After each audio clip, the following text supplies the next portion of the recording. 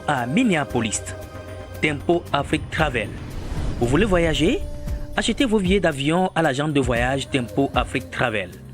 Avec l'agent de voyage Tempo Afrique Travel, pas de problème de connexion, pas de problème de transfert de vol.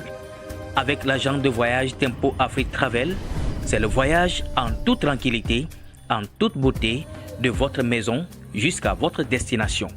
Votre satisfaction est notre plaisir.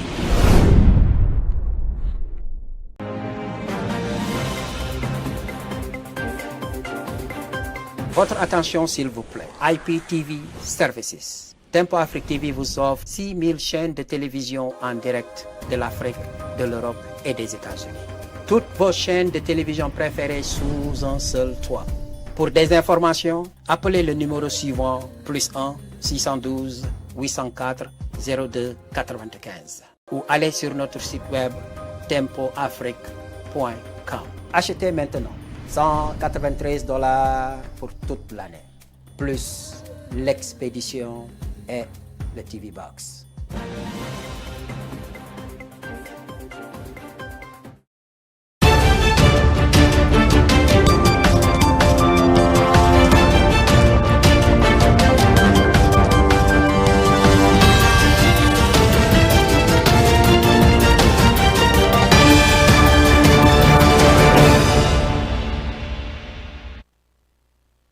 Mercredi 30 août 2023, bienvenue dans cette émission spéciale BIS sur Tempo Afrique TV, la chaîne panafricaine par les Africains pour les Africains.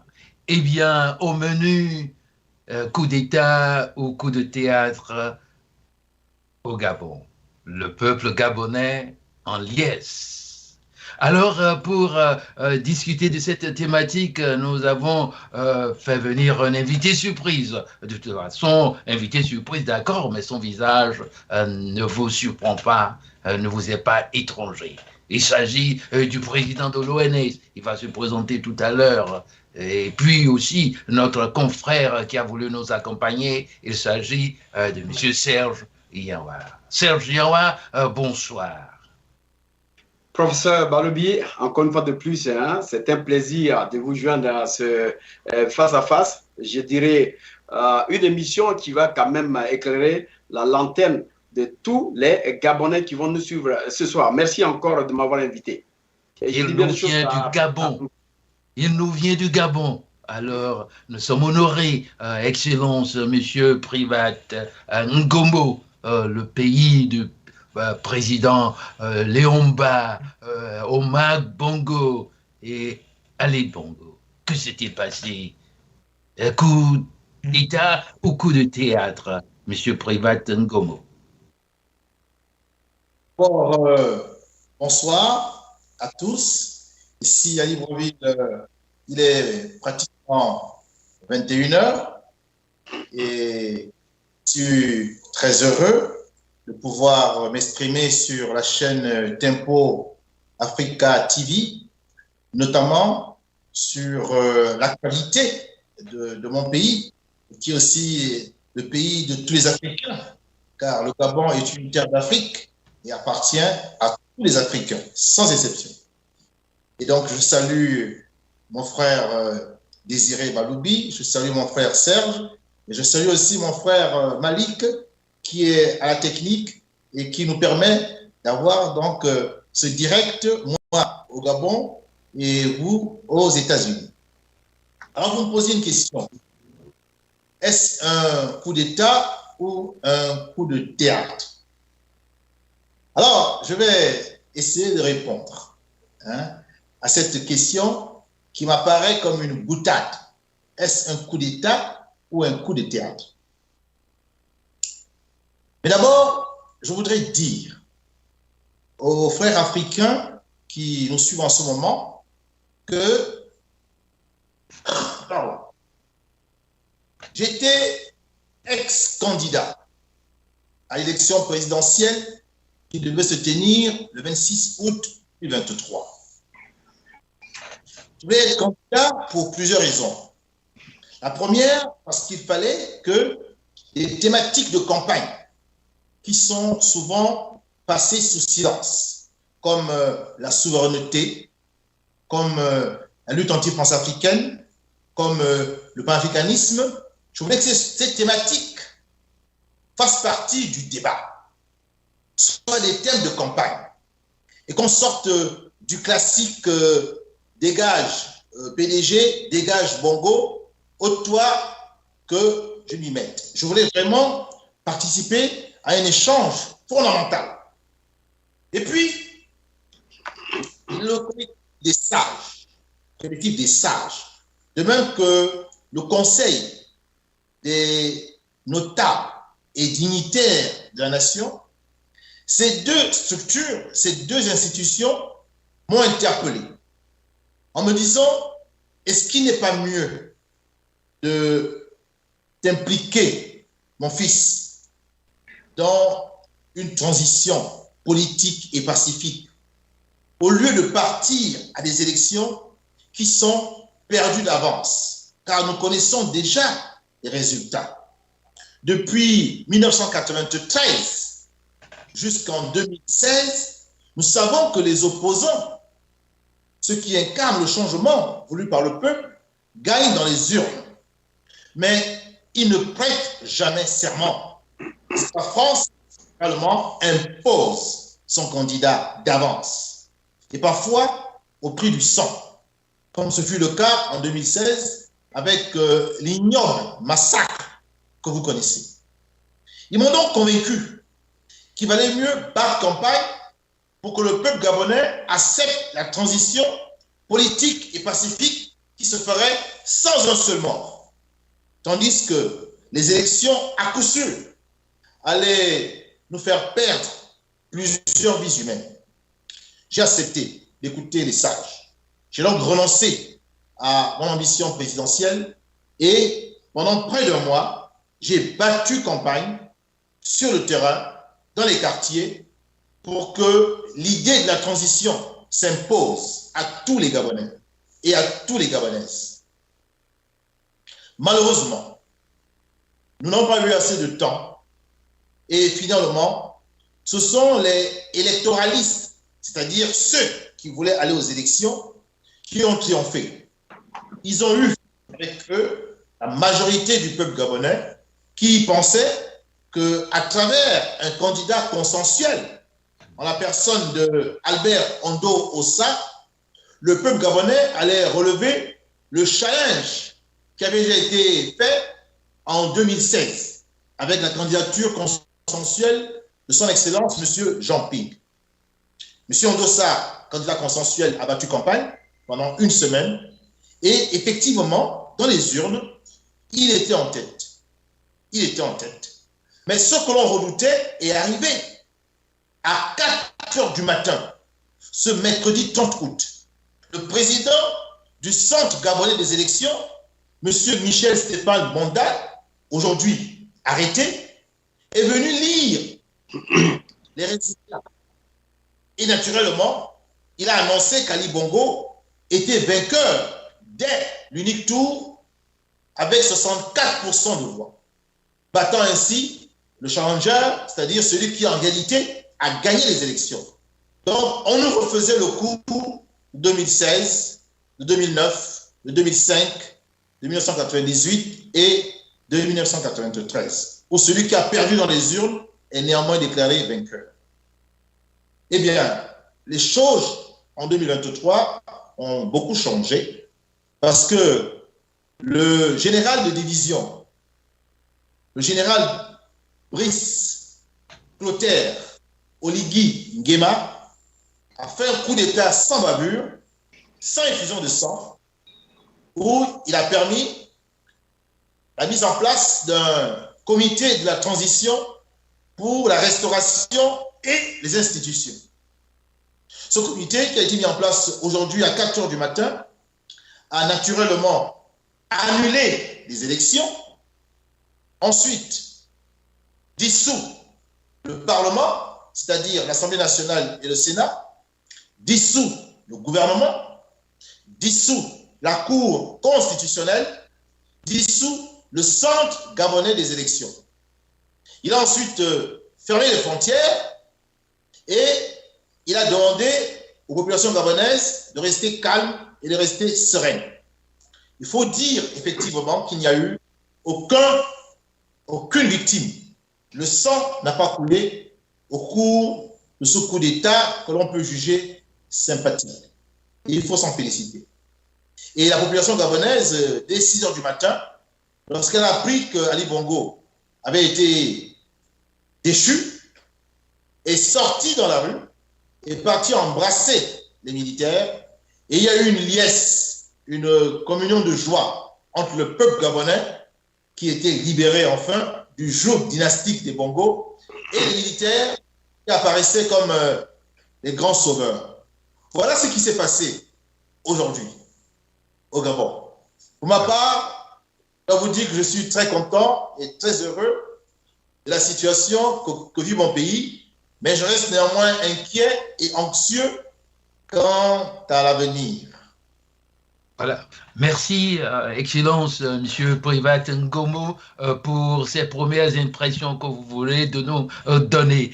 Comme on le dit en anglais, let's hear it from the horse's mouth. C'est-à-dire, il faut l'entendre de la bouche du cheval. Et vous êtes le cheval gagnant ici pour nous. Nous l'avons entendu et nous invitons tous ceux-là qui veulent en savoir davantage de nous appeler. Et les numéros sont affichés au bas de l'écran. Appelez pour poser des questions à ceux ex-candidats. Oui, ex-candidat.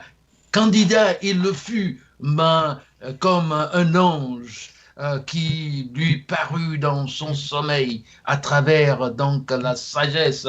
Et c'est en cela que je me prosterne devant les mânes de nos ancêtres. La première édition, j'avais porté ce chapeau noir, mais je me dois de le soulever et de le déposer pour écouter vraiment le peuple gabonais et prier pour que les mânes de nos ancêtres vous accompagnent. Vous, Ngomo, pas institut personnel, mais les idées et le mouvement que vous incarnez, afin que la paix règne enfin avec le peuple gabonais. Alors, Serge Nyawa, vous avez certainement une kyrielle de questions. Je vous laisse la parole pour poser la première.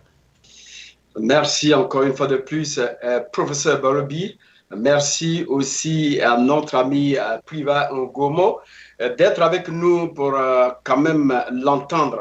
C'est un grand plaisir de l'avoir. Il a été quelqu'un qui était avec nous, mais finalement, c'est maintenant qu'on le voit. Alors, dans un premier temps, je voulais savoir si Privat se porte très bien parce qu'on vous a vu lors de l'arrivée, avant l'arrivée de Emmanuel Macron. Vous avez été interpellé. Et qu'est-ce qui s'est passé au juste?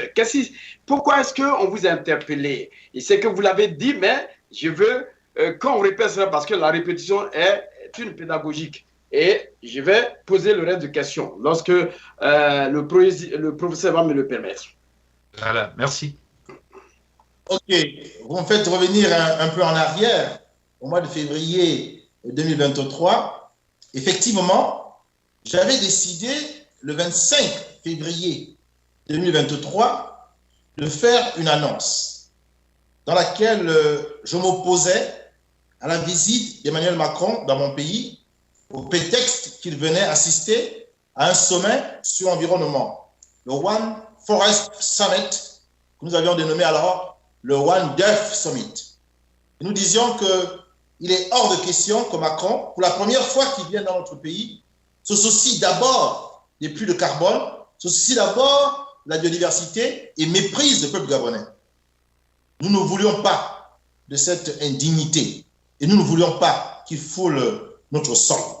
Et donc, je m'étais employé à préparer une conférence de presse que j'avais annoncée.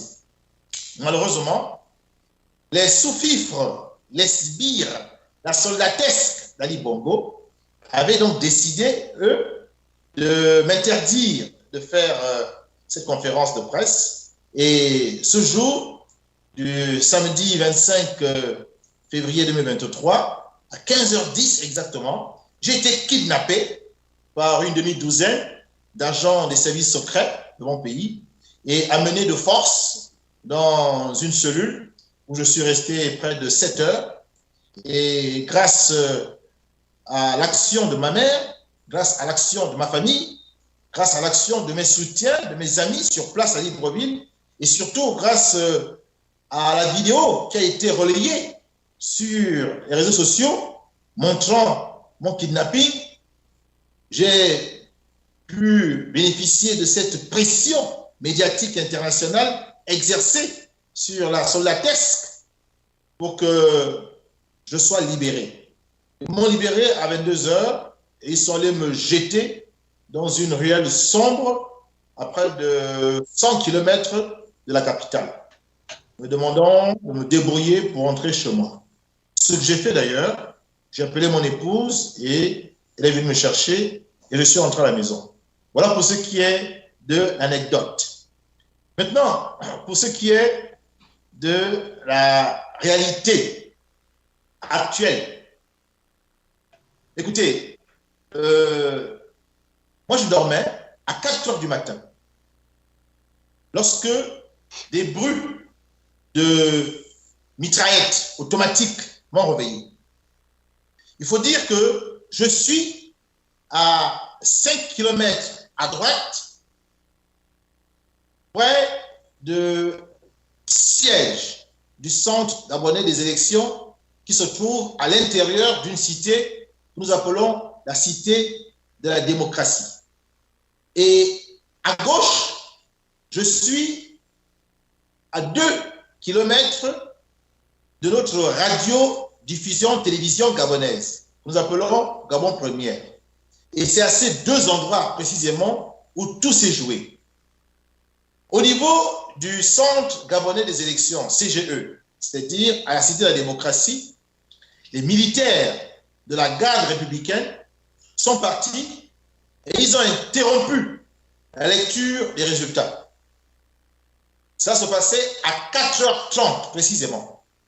Donc pendant que le président du Centre gabonais des élections était en train de lire les résultats où il donnait Ali Bongo vainqueur, les militaires sont arrivés et les ont neutralisés. Et on a vu à l'écran comment est-ce que l'émission s'est arrêtée. Le signal s'est coupé. Et 5 minutes après seulement, on a vu les militaires gabonais en train de dire qu'ils ont procédé à une dissolution des institutions et qu'ils ont mis en place le CTRI. Ça s'est passé entre 4h30 et 5h du matin. Et nous avons entendu des bruits d'armes lourdes. Nous avons entendu des tirs d'armes automatiques de 4h30 à 5h. Et finalement, aux alentours de 6h, il n'y avait plus du tout de bruit. La population gabonaise se réveillait et elle découvrait que le régime avait changé et que les militaires étaient dans la rue. Et tout ce monde-là qui subissait à outrance le joug d'Ali Bongo, tout ce monde est sorti pour aller féliciter donc les militaires. C'était vraiment un moment particulier que les Gabonais n'ont pas connu depuis pratiquement 60 ans. Hein. La dernière fois qu'il y a eu un coup d'État au Gabon, c'est lorsque Kelly Ondobian a tenté de soulever le peuple contre ce régime. C'était en 2019, en décembre. Il a été arrêté. Et aujourd'hui, eh bien, ses collègues, ses compères l'ont fait sortir de prison. Ce dont je me félicite. Ce dont je me félicite. Donc, notre pays connaît une nouvelle ère et il faut vraiment s'en réjouir. Voilà vraiment ce que je tenais à rajouter avant que mon frère Serge me pose sa deuxième question. D'accord. Je pense que le professeur Balobi me permet d'aller. D'accord. Alors, vous avez parlé de ce coup d'État. Nous avons l'impression que c'est un coup d'État spécial. Alors, les questions qui me reviennent tout de suite en tête, c'est de vous demander quel est le contexte de cette prise de pouvoir, dans un premier temps, et qui sont les pucistes, qu'est-ce qu'ils veulent exactement. Parce que celui qui aurait pris le pouvoir, c'est le neveu de Bongo. Est-ce que nous sommes au sérieux là? Est-ce que nous n'allons pas continuer encore dans les enclos coloniaux? Ça, ce sont mes questions. Et j'y reviendrai tout à l'heure. D'accord. Je vais répondre à ces deux questions. D'abord le contexte, ensuite les enjeux de la transition Et ce avec qu'ils veulent. le nord du Gabon. Le contexte. Le contexte est un contexte vicié, un contexte terne, morose. Le Gabon est un pays extrêmement riche, mais qui connaît une pauvreté de plus en plus galopante. Au Gabon, les retraités ne sont pas payés depuis pratiquement 1 an, 2 ans pour certains. Au Gabon, la Caisse nationale de sécurité sociale a fait faillite. L'argent a été détourné. Et ce n'est pas la seule entreprise gabonaise dans ce cas-là. Nous avons une corruption endémique et nous avons beaucoup de gabegie. Au Gabon, les bourses des étudiants ne sont plus payées. Au Gabon, vous avez des hôpitaux qui manquent de plateaux techniques, qui manquent de médicaments. Au Gabon, vous n'avez pas assez d'écoles. Pour une classe, vous avez 120 à 150 élèves dans le primaire. Au Gabon, vous n'avez pas assez de dispensaires. Au Gabon, vous n'avez pas assez de routes pour circuler, quitter la capitale pour entrer dans la province. Enfin bref, au Gabon, on vit mal, alors que le pays dispose d'énormes richesses. Voici le contexte social délétère. Sur le plan politique, vous avez donc un pouvoir qui piétine les lois que lui-même il édicte. Il piétine la loi électorale qu'il n'a pas respectée tout au cours du processus électoral. Il changeait les règles du jeu alors même qu'on était déjà entré en pleine course électorale. Il changeait les règles du jeu. Au Gabon, ce pouvoir piétine la Constitution que lui-même il a promulguée. Donc, un pouvoir qui nie au Gabon sa réalité souveraine, qui nie au Gabon son droit, qui nie en fait au Gabon ses valeurs. Voilà le pouvoir dictatorial que nous avions. Au Gabon, vous aviez une société civile vent debout qui a décidé de s'impliquer dans les élections présidentielles en ne voulant plus simplement être une balise, en ne voulant plus être un arbitre, en voulant maintenant être un acteur politique. Et beaucoup de personnes ou personnalités de la société civile se sont lancées dans la campagne législative et même dans la campagne présidentielle, départementale et municipale. Donc la société civile est sortie de son rôle parce qu'elle estime que désormais, ses conseils n'étant pas écoutés, il n'y a pas de raison qu'elle laisse faire un régime aux abois incompétents et corrompus. Au Gabon, vous avez une opposition France-africaine, c'est vrai, divisée au départ, mais qui a réussi à mettre en place un candidat consensuel en la personne du professeur agrégé d'économie, Albert Odossa, qui, je pense, a gagné cette élection. Voici le contexte. Et naturellement, vous avez une opposition que j'incarne, qui n'a pas encore pignon sur rue, car le discours que nous tenons est neuf et inédit, c'est-à-dire un discours contre la France-Afrique, un discours pour le panafricanisme, un discours pour la souveraineté. Voilà, mes chers amis, le contexte social et politique qui prévaut au moment où nous partons à des élections qui sont impréparées, qui ont été faites dans la hâte et qui, malheureusement, se sont terminées, comme vous pouvez le constater. Maintenant, s'agissant du nouvel homme fort qui répond au nom de Brice Clotaire Oligui Nguema, que faut-il dire? C'est un militaire très proche du chef de l'État Omar Bongo, dont il a été l'aide de camp.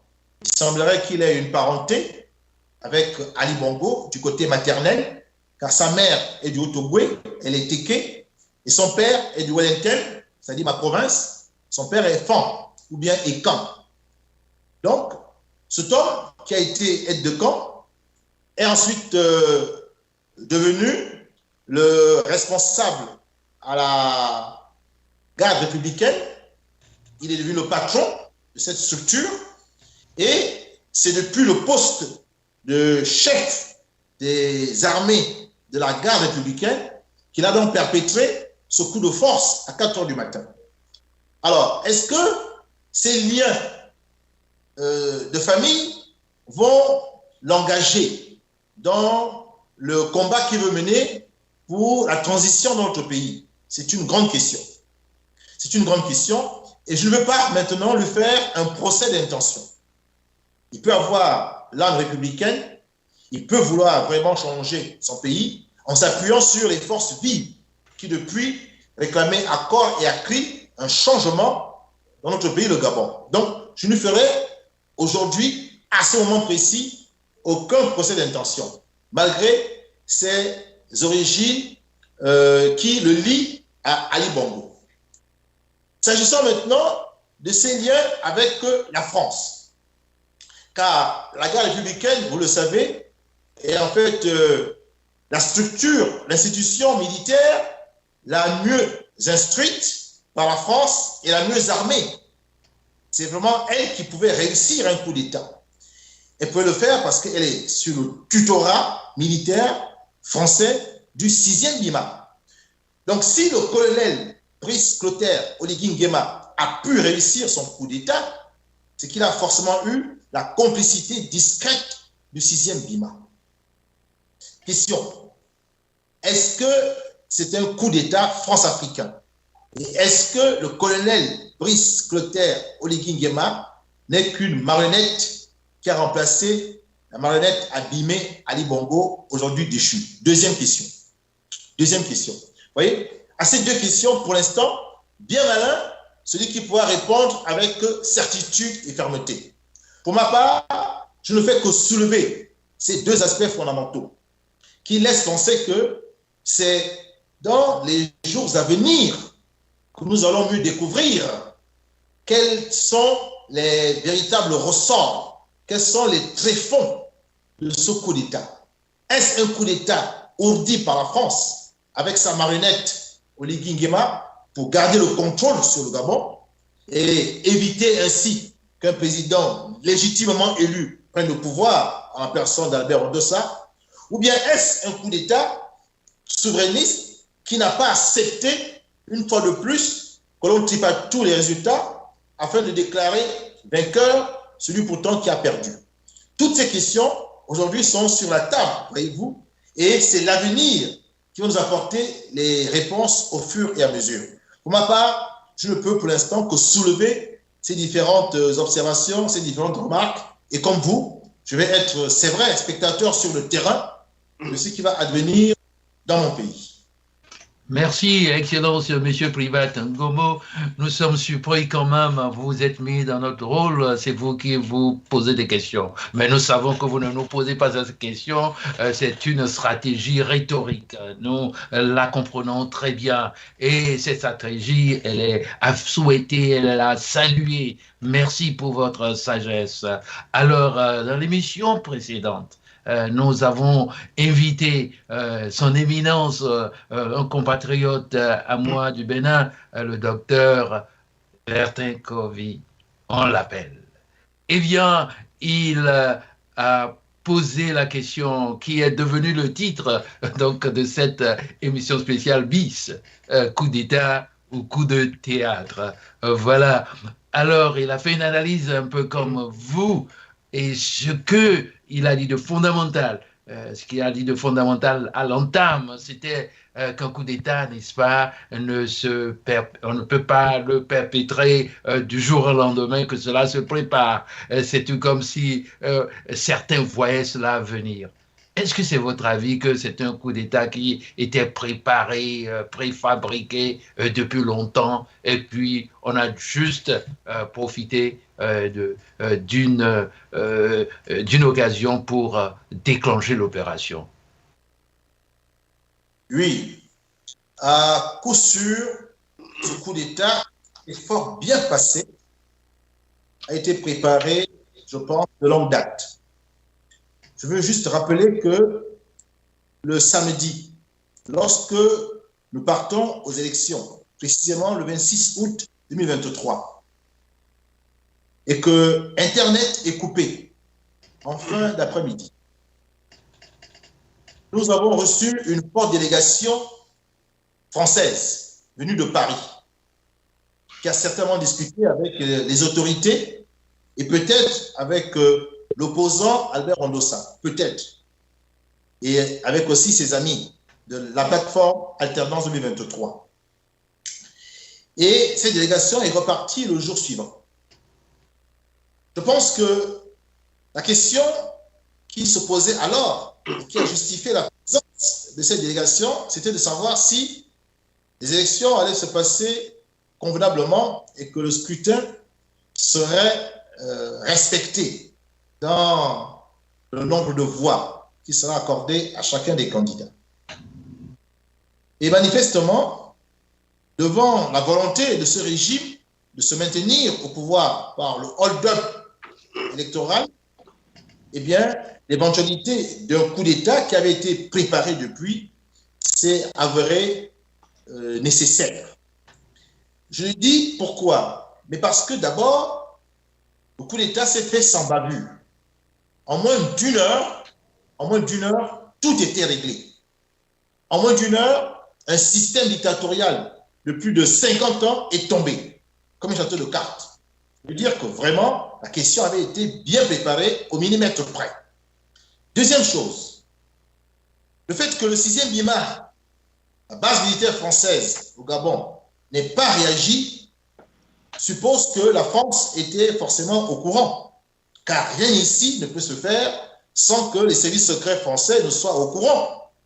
Donc si le coup d'État a pu se faire sans bavure, c'est parce que la France était complice et qu'elle a donc donné son accord. Ça, c'est le deuxième élément qui montre qu'il y a une préparation qui a été faite en amont avec la complicité de la France. Troisième élément, l'opposition france-africaine est muette. Elle ne réagit pas. Car si effectivement c'est la France qui est derrière, eh bien il ne faut pas fâcher la France. Et l'opposition france-africaine ne va jamais fâcher la France. Ça, c'est le luxe que nous offrons, l'opposition souverainiste anti-france-africaine et néo-panafricaniste. C'est nous qui pouvons parler froidement et durement à la France. L'opposition france-africaine se tait. Depuis le coup d'État, je n'ai pas entendu les différents leaders politiques d'Alternance 2023, ceux qui ont porté Albert Ondossa candidat consensuel et peut-être même candidat élu. Je n'ai entendu aucun de ces candidats prendre la parole. Ça fait le troisième élément. Et puis, un dernier élément, je crois, c'est la couverture médiatique de ce coup d'État par les chaînes françaises, qui sont les chaînes de propagande, lorsque l'on sait que la France a du bout des lèvres condamné ce coup d'État.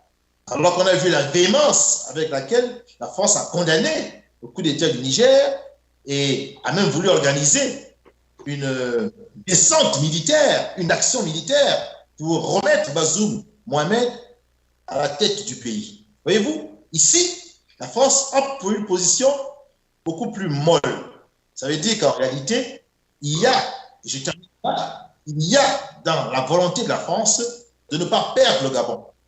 Et peut-être qu'une élection présidentielle qui aurait donné le pouvoir de façon légitime à un candidat élu, ce dernier aurait eu assez de force, peut-être pour imposer à la France que certains accords coloniaux soient revus.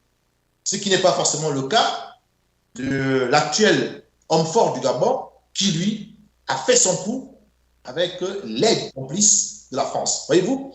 Voilà pourquoi je posais la question des liens de Brice Clotaire, Oligui Nguema avec la France-Afrique et surtout ces liens avec Ali Bongo. Est-ce que ces éléments ne vont pas être des freins à la bonne marche d'une transition militaire, mais qui sera finalement, on l'espère, civilo-militaire, puisqu'on espère un peu comme au Mali, qui aura donc panachage, c'est-à-dire qu'on va panacher, on aura à la fois les militaires au gouvernement et puis les membres de la classe politique et même de la société civile au gouvernement.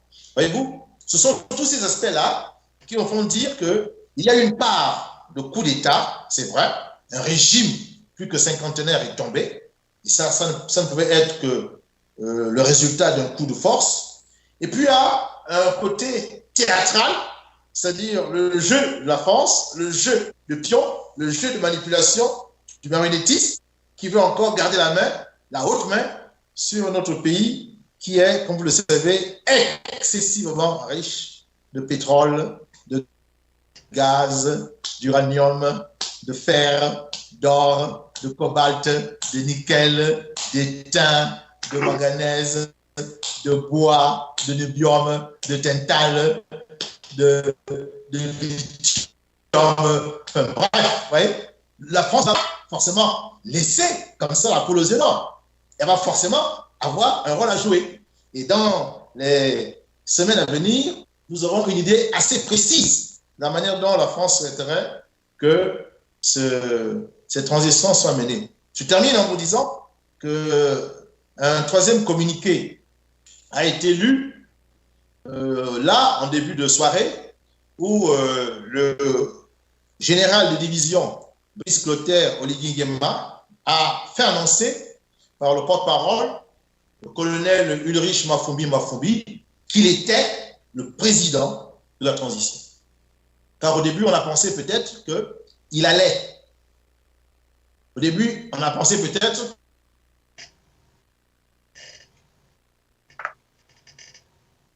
vice-président de la transition chargé de la sécurité et de la défense, et qui laisserait, par exemple, M. Jean Ping, qui a gagné les élections en 2016, président de la transition, et M. Albert Ondossa, Premier ministre. Et là, on avait en fait les trois groupes sociétaux aujourd'hui qui constituent le Gabon politique.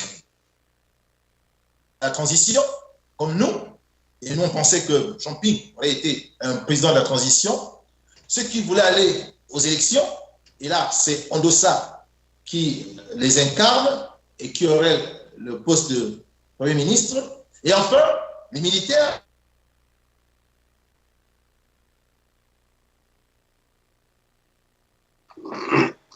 Oui, monsieur Ngomo. Manifestement, pour l'instant, il n'y a que les militaires dans cette transition-là qui se retrouvent. On attend le temps de voir qui sera nommé Premier ministre demain certainement et comment sera constitué le gouvernement.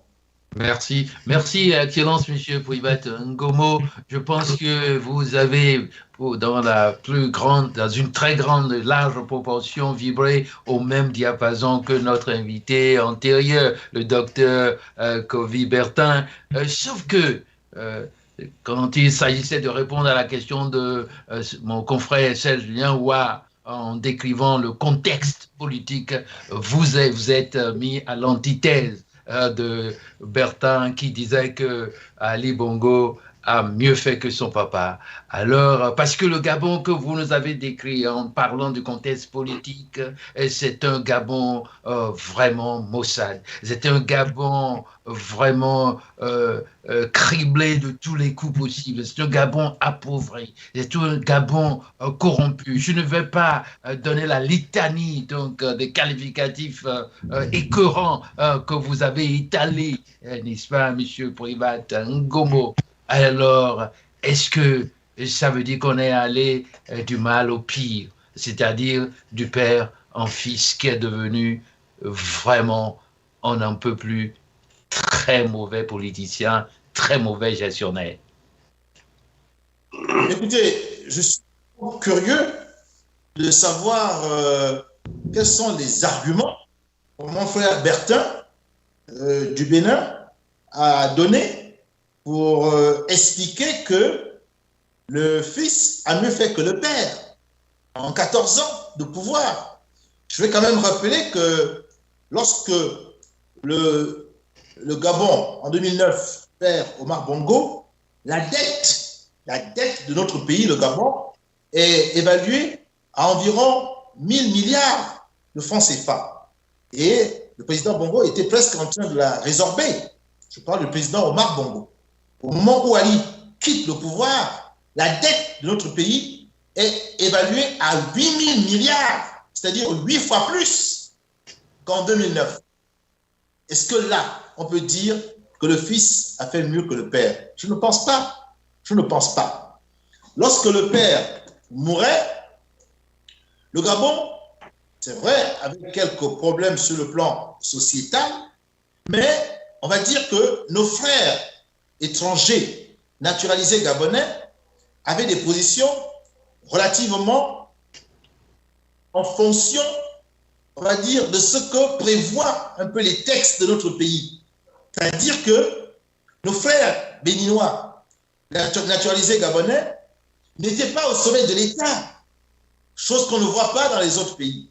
Mais aujourd'hui, au moment où je vous parle, la tête de notre pays, les fonctions les plus importantes du Gabon sont détenues par des Gabonais fraîchement naturalisés qui ont en réalité une patrie de rechange et qui ont commencé à manifester beaucoup d'arrogance vis-à-vis des Gabonais. Est-ce que vous savez que les Libanais, dans notre pays maintenant, ont dépossédé certains Gabonais ou ont vendu des terres à des Gabonais? Voyez-vous, du temps de Bongo Père, ce n'était pas possible. Il y avait une décence des étrangers vis-à-vis des Gabonais. Avec Ali Bongo, cette décence a disparu. Est-ce qu'on peut dire là que le fils a fait mieux que le père? Pour le reste, Ali Bongo est une grande déception. Parce qu'on s'était tous accordés pour croire que le père avait fait toucher le fond en notre pays, le Gabon.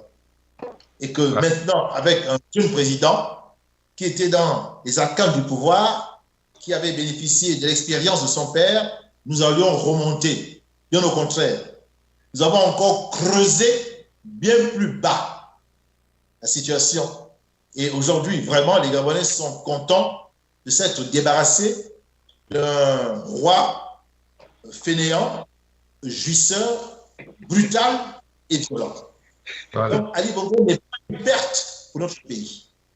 Il n'est pas une perte pour notre pays. Et aujourd'hui, les Gabonais sont très contents d'être débarrassés d'un tyran. Et je partage parfaitement ce sentiment. Donc, je m'inscris, voyez-vous, en faux par rapport aux propos que mon frère Bertin du Bénin a tenus lors de votre précédente émission.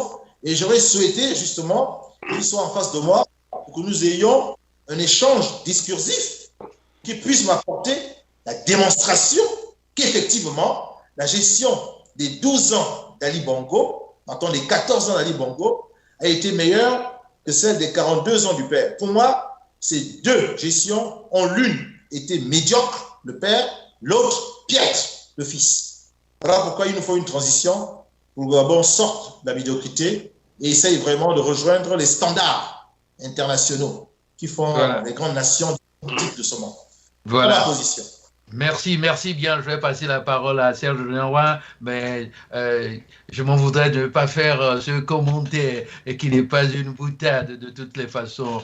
Vous savez, Bertin, c'est un panafricain, bon teint, de toutes les façons. Quand on dit panafricain, c'est pas tout de suite sa tasse de thé.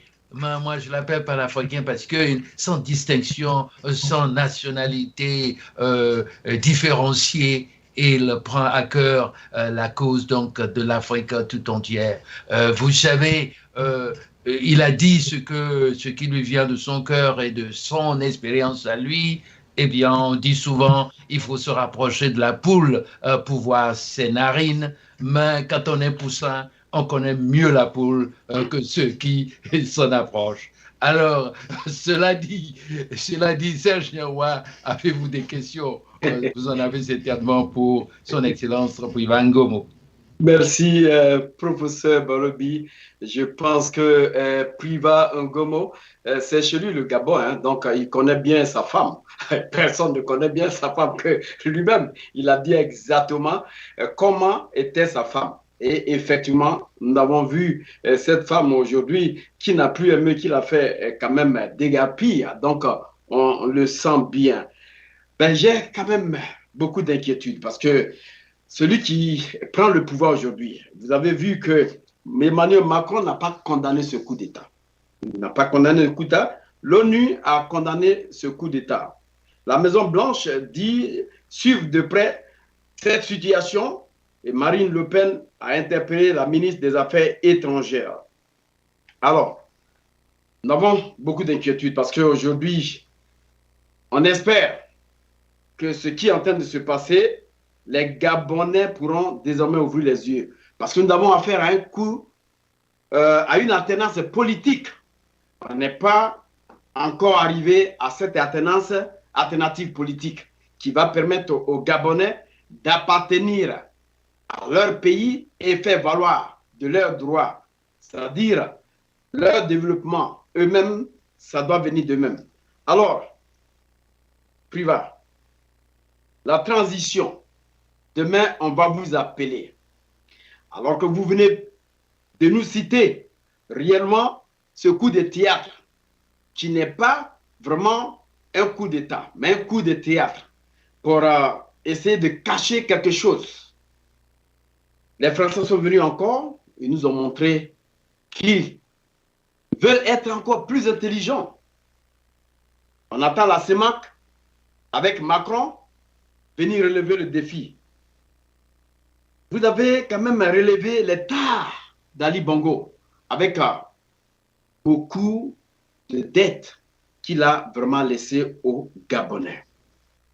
Puisque nous sommes confus dans ce coup d'État, comment comptez-vous mener une autre politique pour libérer le Gabon du joug colonial?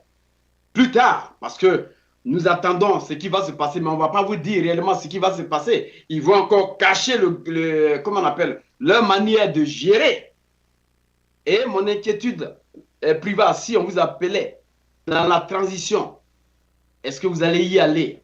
Parce que si vous y allez, on ne va plus entendre Priva, peut-être que votre voix ne va plus porter dans l'opposition. Peut-être qu'on va essayer non seulement de vous anéantir, mais de vous fermer la bouche. Mais Serge Yangoua, vous posez la question, vous donnez en même temps votre réponse ou bien... Non, c'est une inquiétude. Je vous enquiquine. Allez-y. Je donne une inquiétude. Je donne une inquiétude à lui maintenant de me prouver d'être au-dessus de ce que je lui donne comme complément. D'accord. Voilà. Allez-y, monsieur Privat. J'ai bien compris la séance d'observation, de remarques et de questions. Je vais essayer d'y répondre en disant la chose suivante. J'ai parlé en fait de coup d'État et de coup de théâtre. J'ai dit qu'il y avait les deux. Voyez-vous? Je répète qu'il y a les deux. À la fois le coup d'État qui fait tomber le régime d'Ali Bongo, et puis il y a le coup de théâtre, c'est-à-dire que nous sommes peut-être en situation d'une manipulation de la part du marionnettiste. Il faut maintenant, dans les semaines à venir, voir comment le magnétiste va actionner les différentes ficelles. Ça, c'est un premier point. Deuxième observation, c'est les différentes condamnations que nous avons entendues, les condamnations formelles. Vous avez là le spectacle de l'hypocrisie occidentale que nous ne pouvons plus accepter désormais. Nous ne sommes plus naïfs. Nous ne croyons plus à ces condamnations du bout des lèvres, à ces condamnations formelles qui s'expriment quand le mal est fait. Et lorsqu'on sollicite ces différentes institutions pour leur demander d'agir en amont, elles disent qu'elles ne peuvent pas faire de l'ingérence dans les affaires d'un État. Mais quand après, il y a justement ce genre d'action un peu vigoureuse, on les voit pousser des cris d'orfèvre. Donc nous n'en tenons plus compte. Nous les écoutons par politesse, mais nous avançons. Maintenant, s'agissant de...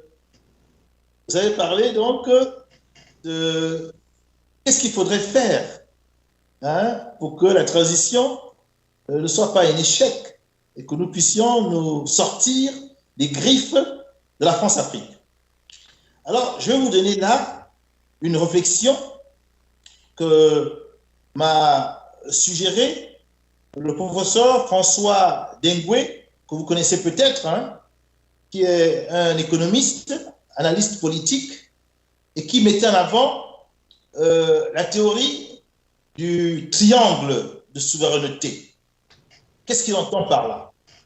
Et je pense que réussir la transition, c'est justement réussir de dessiner et d'exécuter ce triangle de souveraineté. Avec le coup d'État, notre pays va être mis d'équerre. Et qui dit équerre, dit triangle. Et qui dit triangle de souveraineté. Il y a 3 souverainetés en réalité. Il y a la souveraineté d'abord juridique, ou nationale ou populaire. Le peuple gabonais est souverain. Ce peuple veut le changement. Et la transition aujourd'hui permet ce changement, voyez-vous. Donc, les militaires ne sont pas au-dessus du peuple. Ils doivent faire la volonté du peuple. Ils sont des serviteurs qui doivent travailler au service du peuple souverain. Et ce peuple souverain veut une transition qui soit pacifique et qui permette au Gabon de sortir de l'ornière, de la pauvreté et du sous-développement. Voilà pour ce qui est de la souveraineté juridique ou de la souveraineté nationale. La deuxième souveraineté, elle est militaire. Elle est militaire. Aujourd'hui, les militaires ont pris le pouvoir. Il y a donc un commandement militaire qui dirige le pays dans tous ses aspects. Mais attention, nous avons une base militaire française qui est une base étrangère.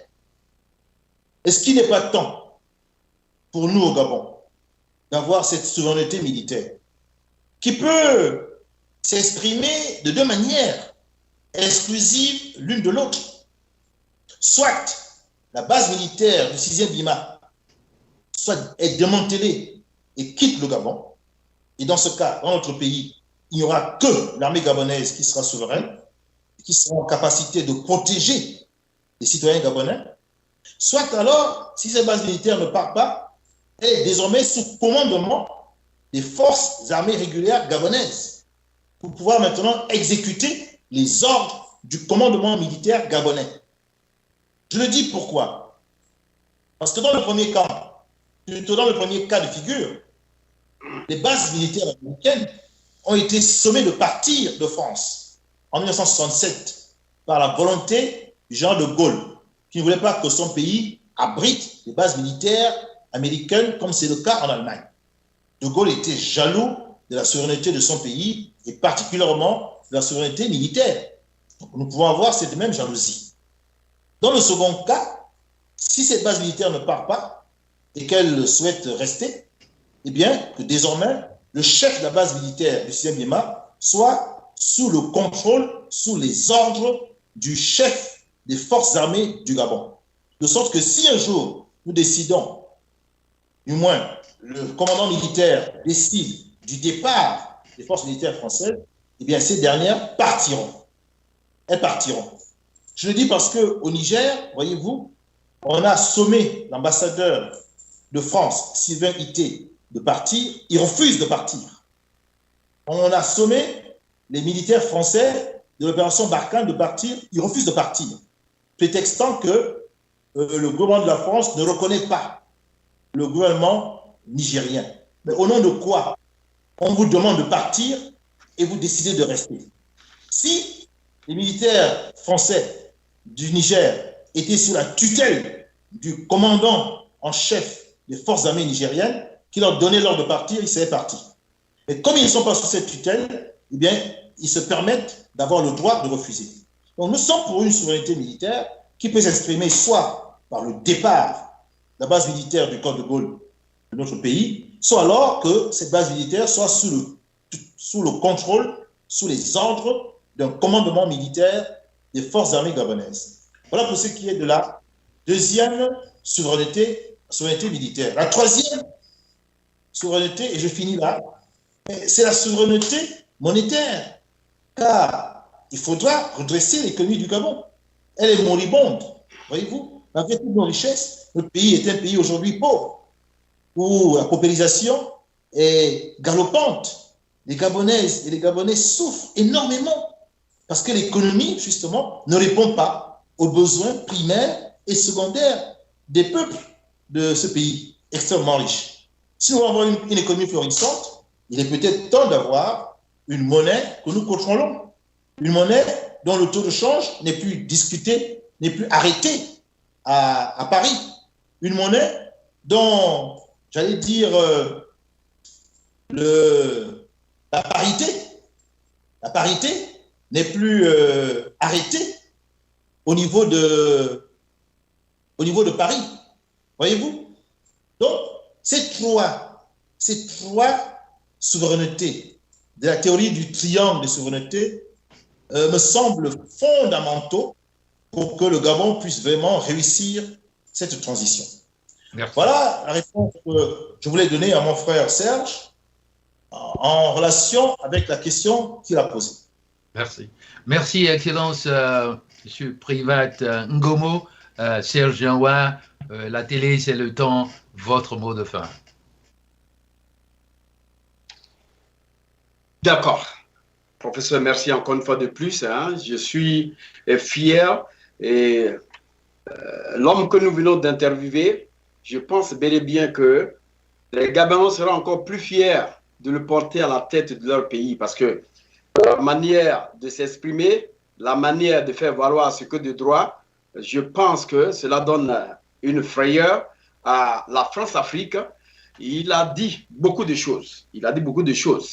Et je pense qu'ils doivent continuer de lutter, puisque aujourd'hui, François, pour ne pas dire Emmanuel Macron, dit que le rôle de la France n'est pas de régler toutes les situations en Afrique.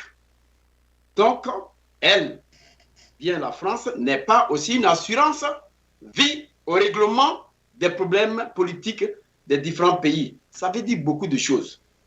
Et j'enchaîne pour dire que notre ami devrait penser à cela pour dire que la France n'a que ses intérêts en Afrique. Il faudrait qu'il continue cette lutte. Il faudrait qu'il reconnaisse que les Gabonais ne sont pas encore libérés. Ils ne sont pas encore libérés. Le Gabon n'est pas encore libéré. Parce que celui qui va prendre le pouvoir, il en aura pour au moins 3 ans. Et sans cela, le Gabon sera encore endetté. Parce que non seulement sur les militaires, mais je me demande si cette transition pourra vraiment contenir la plupart de l'opposition qui vont relever le défi. Merci encore une fois de plus. Et je pense que nous allons préparer le face-à-face avec M. Bertin Kovi. Et là, nous allons encore essayer de revoir le panafricanisme, comment on pourra faire pour avancer. Merci encore une fois de plus, professeur, de m'avoir invité. Merci Serge Yanwa, vous nous avez fait beaucoup plaisir et vous nous avez rendu un grand service en nous rejoignant sur le plateau pour interroger son Excellence Monsieur Privat Ngomo. Monsieur Privat Ngomo, merci beaucoup, merci infiniment d'être venu nous donner la primeur, vos impressions, donc à chaud par rapport à ce qui retourne, ce qui se passe dans votre pays natal, que vous aimez tant et que nous aussi nous adorons, parce que, tenez-vous tranquille, ce fut l'Eldorado au cœur de l'Afrique. Nous prions au nom de nos ancêtres pour que ce Eldorado continue de rempiler, c'est-à-dire de garder toutes ces valeurs que nous devons lui restituer, nous devons lui restaurer, pas forcément manu militari, mais sans arrogance ni violence. Votre dernier mot, Excellence Privat Ngomo, en direction d'abord de ceux qui sont à la tête de votre pays, qui ne sont que des militaires actuellement, ensuite probablement la transition, donc d'une part, d'autre part, à votre peuple, le peuple gabonais. Qu'est-ce qui a lieu de faire vos derniers mots et aussi finalement à la communauté internationale. Oui, merci beaucoup mon frère Baloubi pour l'occasion que vous m'avez donnée de pouvoir m'exprimer sur la situation chaude, brûlante mon pays, le Gabon, aussi le vôtre.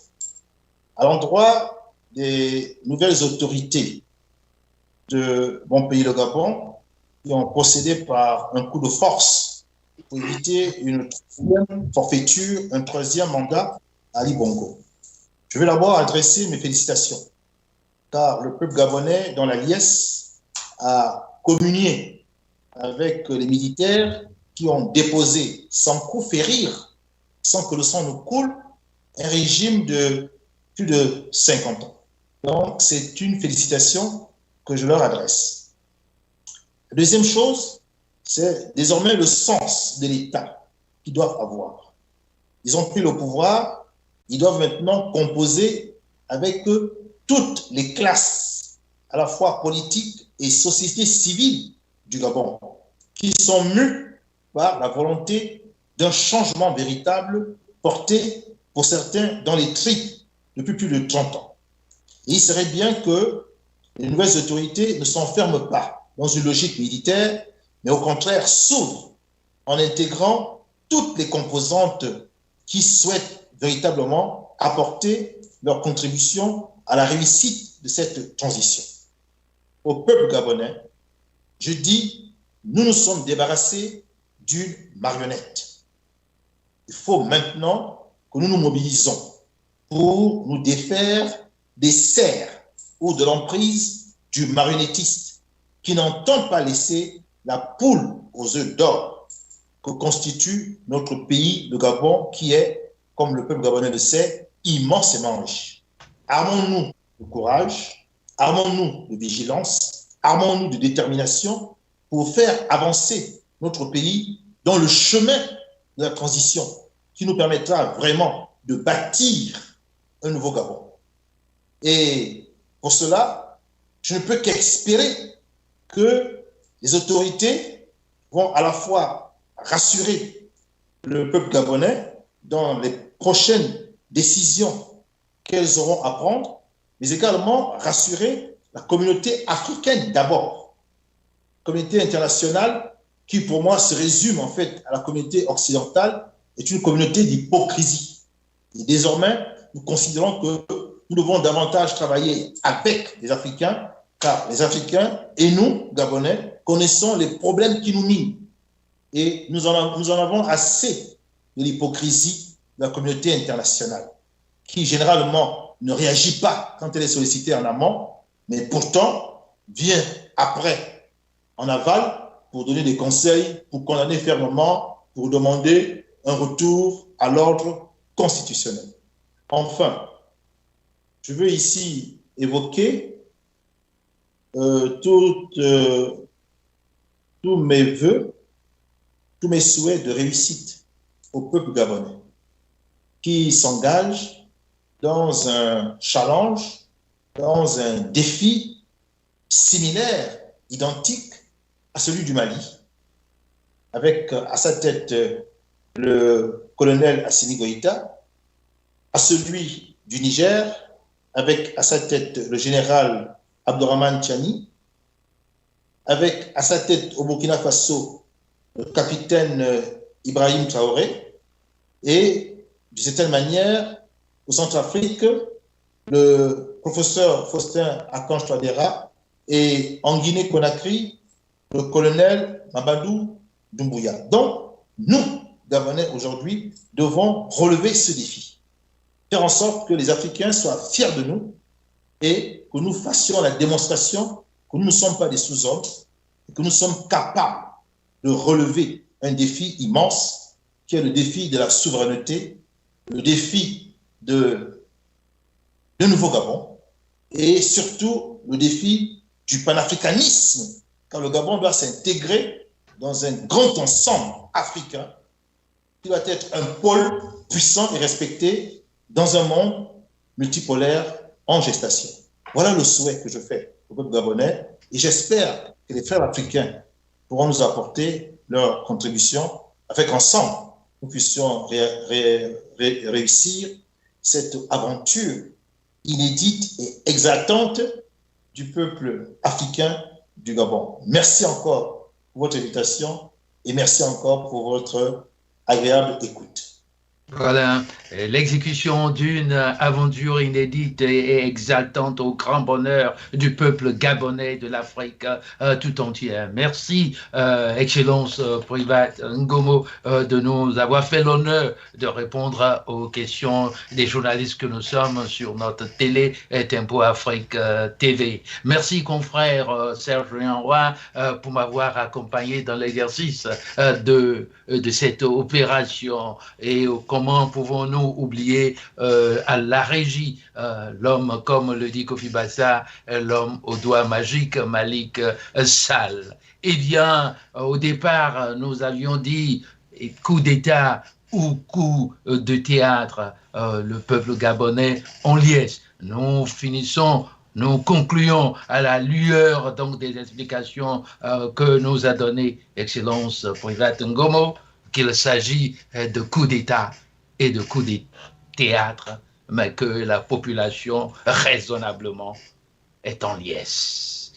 Ainsi va cette histoire que nous devons poursuivre. Nous devons avoir donc les yeux sur le Gabon, sur le Niger, sur le Mali, sur le Burkina Faso, sur la Guinée de Doumbouya, sur l'Afrique tout entière, pour que ce continent enfin lève la tête et avance et assume son destin pour conquérir tout ce qu'il doit conquérir, c'est-à-dire sa souveraineté. Souveraineté, Private Ngomo, vous avez dit qu'il y a une triple souveraineté. La souveraineté donc du côté populaire donc des peuples. Vous avez parlé de souveraineté militaire et puis enfin souveraineté monétaire. Que dirait l'autre qui prône la solution LMA, langue, monnaie et armée dotée de son industrie. Vous dites presque la même chose, parce que quand vous parlez de souveraineté populaire, eh bien, c'est la langue, c'est la culture, c'est l'âme du peuple. Merci d'être venu. Nous n'allons pas abuser de votre temps. Eh bien, téléspectateurs et téléspectatrices, internautes, vous qui nous avez suivis tout ce temps, merci merci de nous accompagner, merci pour votre patience. Ensemble, nous prions pour le Gabon, nous prions pour le peuple gabonais et prions ensemble pour la souveraineté intégrale et réelle de l'Afrique. À chacun et à tous, nous disons bonsoir et merci à Malik, à la régie. Et puis, c'était moi, votre humble serviteur, le modérateur, professeur Salif Désiré Balobi.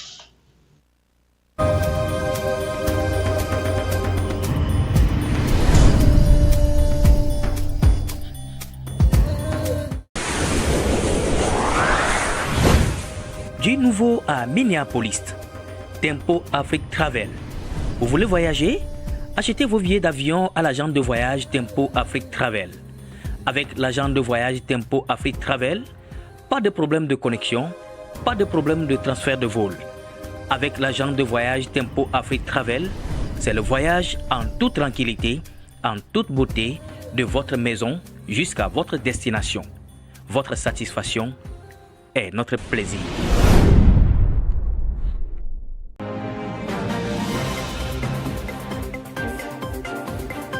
Votre attention s'il vous plaît. IPTV Services. Tempo Afrique TV vous offre 6000 chaînes de télévision en direct de l'Afrique, de l'Europe et des États-Unis.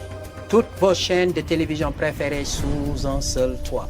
Pour des informations, appelez le numéro suivant +1 612 804 02 95 ou allez sur notre site web tempoafrique.com. Achetez maintenant $193 pour toute l'année, plus l'expédition et le TV Box.